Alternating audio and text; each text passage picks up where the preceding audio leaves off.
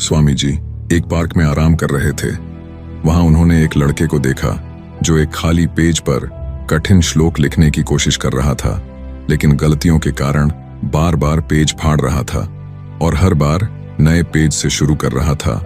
कुछ समय बाद लड़के का ध्यान स्वामी जी पर गया तो लड़का तुरंत उनके पास गया और प्रणाम करके कहा, स्वामी जी, मैं पिछले 3 घंटे से इस श्लोक को सही से लिखने की कोशिश कर रहा हूं, लेकिन हर बार कोई ना कोई गलती हो जाती है जिससे मुझे शुरू से शुरुआत करनी पड़ती है।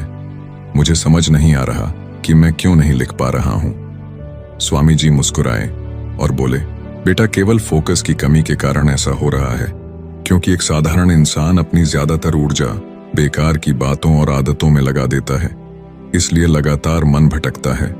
ध्यान से काम करने का मतलब है अपनी पूरी ऊर्जा एक जगह पर लगा देना, और जब बार बार तुम ऐसा करोगे तो मन इसके लिए तैयार हो जाएगा और फिर गलती नहीं दोहराएगा।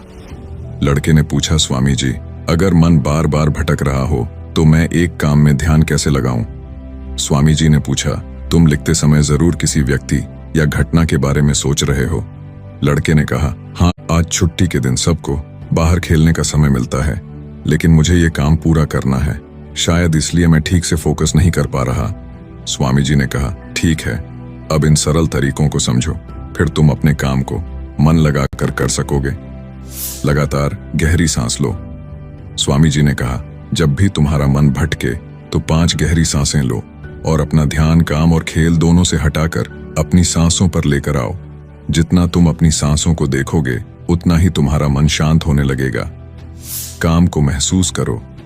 जब तुम लिख रहे हो तब सब कुछ बारीकी से महसूस करो, जैसे पेन तुम्हारे हाथ को छू रही है, और लिखते समय जो आवाज हो रही है उसे भी ध्यान से सुनो।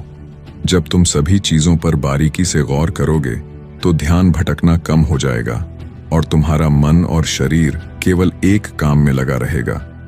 तुम्हारा ध्यान काम पर इतना केंद्रित हो जाएगा कि तुम्हें समय का पता भी नहीं चलेगा। जब लड़के ने स्वामी जी की बात मानी और गहरी सांसें लेते हुए फिर से लिखना शुरू किया तो उसने पाया कि अब उसकी गलतियां कम हो रही थीं और उसका काम भी जल्दी पूरा हो गया। उसने स्वामी जी को धन्यवाद कहा। इस पर स्वामी जी ने मुस्कुराते हुए कहा, याद रखो, जब मन और इंद्रियां एक काम में लग जाती हैं तो ध्यान गहरा हो जाता है।